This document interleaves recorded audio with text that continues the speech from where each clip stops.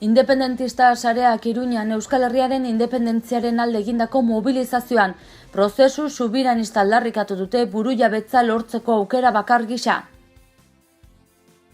Ultzamako bilmonmetanizazio zentroa kontzeptu berarengatik diru laguntza bikoiztua kobratu zituela ondorioztatu dute lauko gobernua sostengatzen duten alderdiek biogas zentroari buruzko batzordean. Nafarroako gobernuak 5,2 milioi euroko laguntzak emango dizkio nekazaritza sektoreari mendiguneetan eta muga naturalak dituzten eremuetan. Gaueko bilabesek beirak izanen dituzte gidariak babesteko.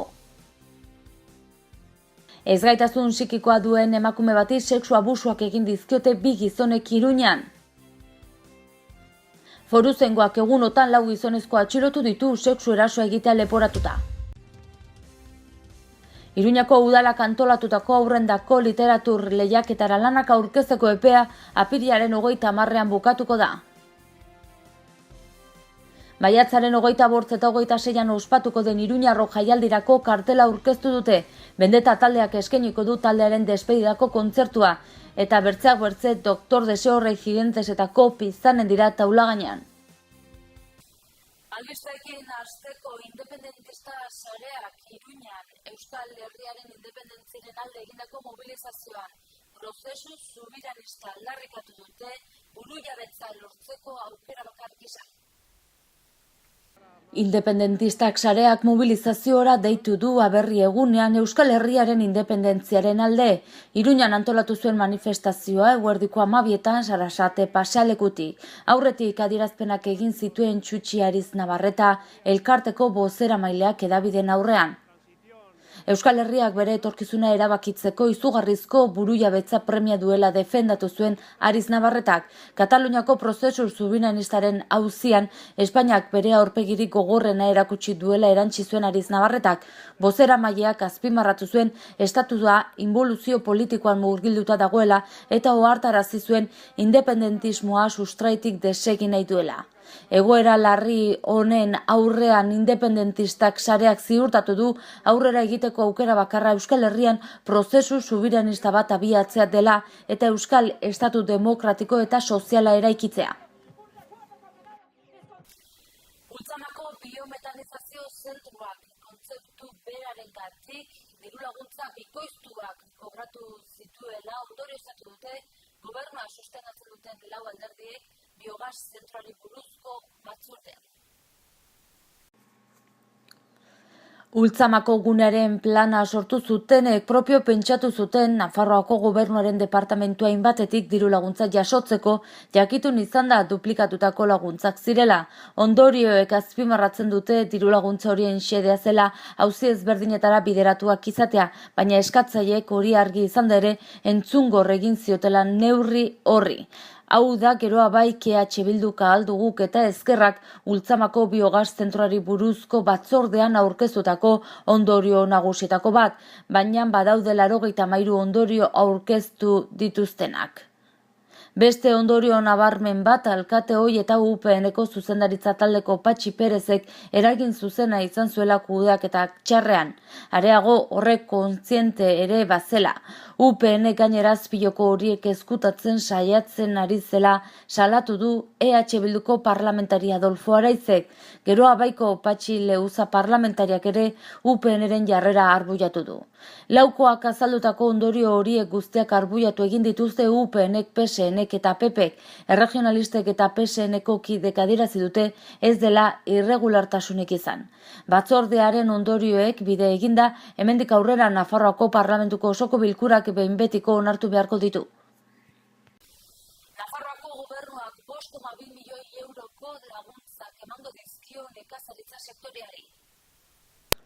Mendiguneek eta muga naturalak dituzten eremuek laguntza ekonomiko handiagoa izango dute eskualde horietan dauden nekazaritza eta abeltzaintza ustiategien bidegarritasunari eusteko dauden zailtasun gehigarria konpentsatzeko. Nafarroako gobernuak 5,2 milioi euroko gastua onartu du 2015-2020 aldirako landa garapenerako programaren baitan. Programa horretan egindako aldaketaren ondoren foru komunitateko lurralde gehiena kategoria horietakoren batean katalogatuta geratu da. Zehazki, Nafarroako azaleraren 85% goi-mendiko eremu, mendigune edo muga naturalak dituen eremu gisa dago katalogatuta. Guztira 251 udalerritan barreiatutako 855.000 hektareak baino gehiago dute laguntza horietako bat jasotzeko eskubidea. Landa garapeneko, ingurumeneko eta toki administrazioko departamentuak 140 igo zuen 2017an laguntza horien zenbatekoa eskualde horietako ustiategiak, lehiakorragoak eta bideragarriagoak izan daitezen eta ez daitezen bertan behera utz, hala landa eremutako populazioari eusten lagundu nahi da. Europar Batasuneko erregelamentuak xedatzen duenez, konpentsazio horrek honetarako balio bardien nekazariei. Nekazaritza lurrak erabiltzen jarraitzeko, natura gunea kontserbatzeko eta kaltetutako eremuetan nekazaritza jasangarrirako sistemak mantentzeko eta sustatzeko lurrak abandona ez daitezen eta biodibertsitateak galezadin.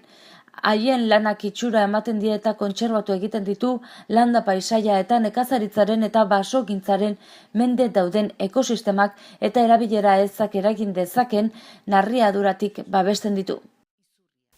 Eta gauetan ibiltzen diren bilabesek beirak izan dituzte gidariak babesteko.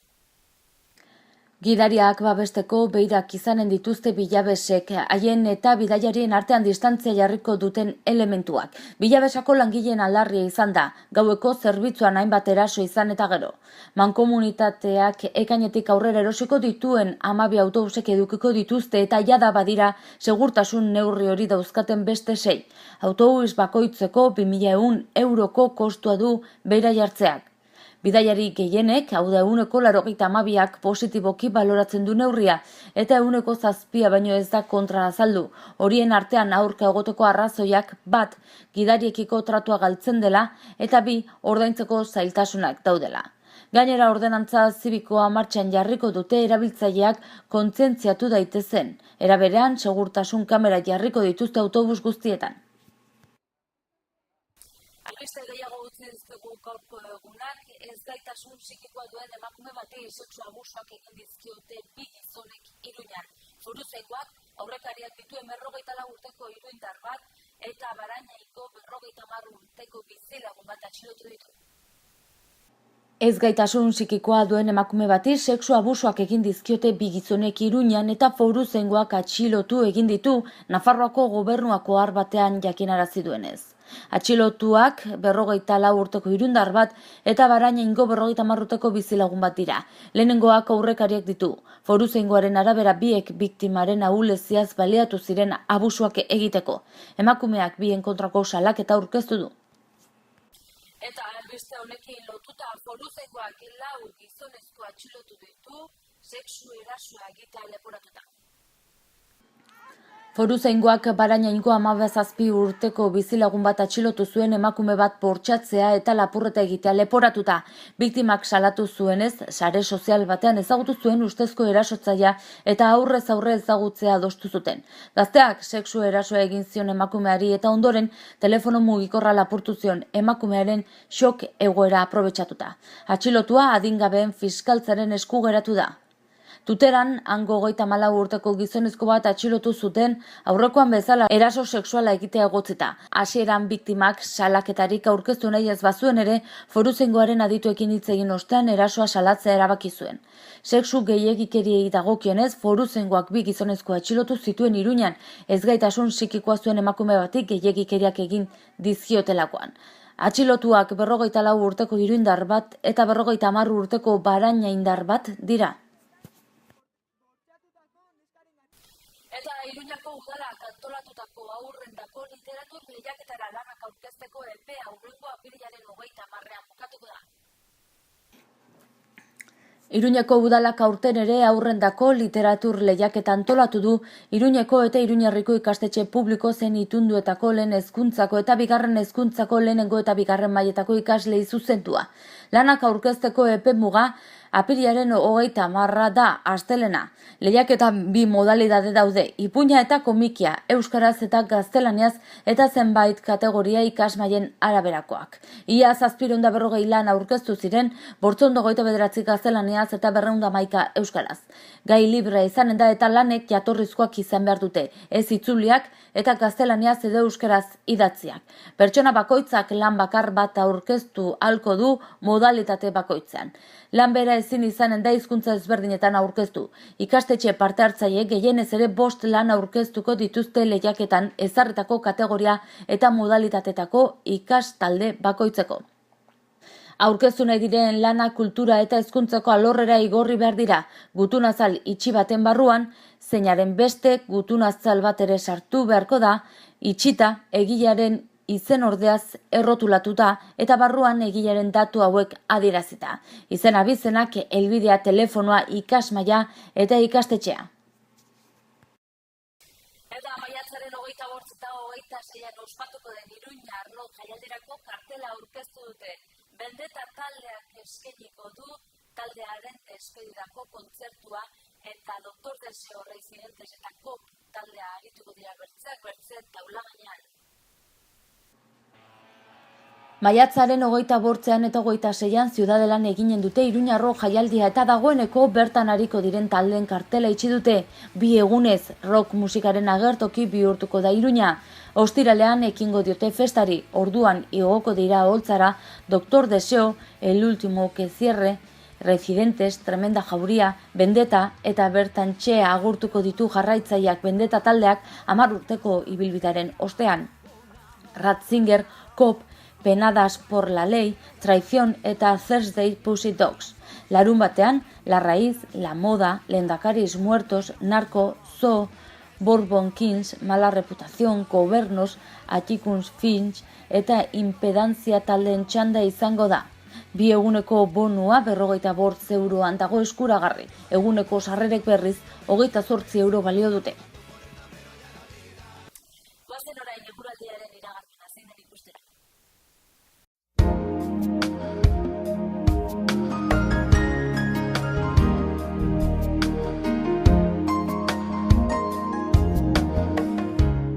Zerua tarteka lainotxo egongo da erdi mailako lainoak eta goi lainoak nagusi izanik.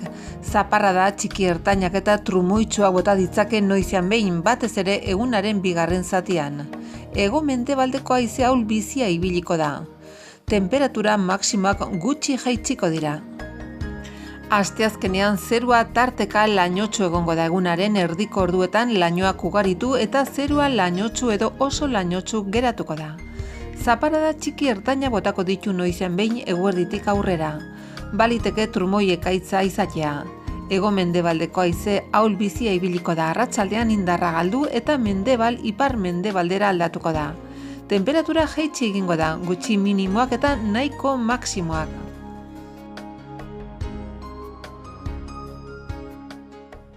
Apirilak 3 gaur, asteartean goazen egunak utzaizkigun albisteen errepaso egitera titularrekin.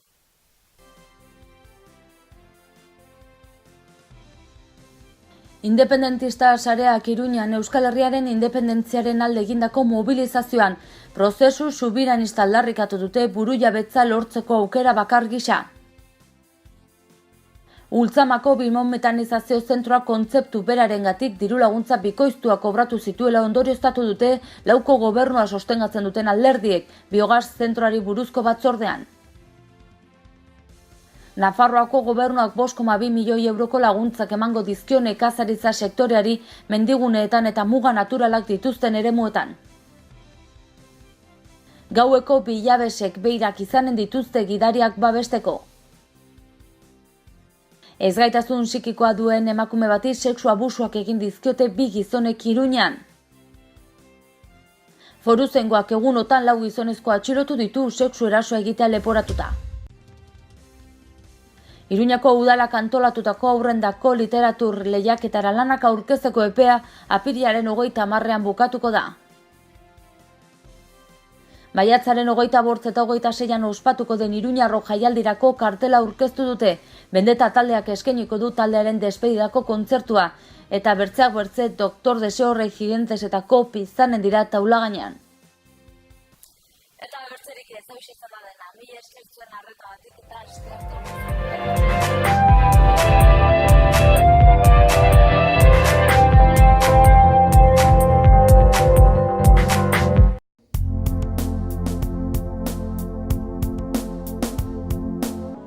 Gorritxon atsedenerako sistema hoberenak eta loaldi egoki batendako beharrezkoak diren produktuak aurkituko dituzu.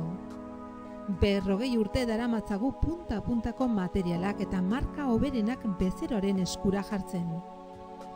Deskansatzeko sistemetan aditua gara, sofak, koltsoiak, somierrak. Hurbildu eta eskuzabali jasoko zaitugu. Iruña, Gorritxo.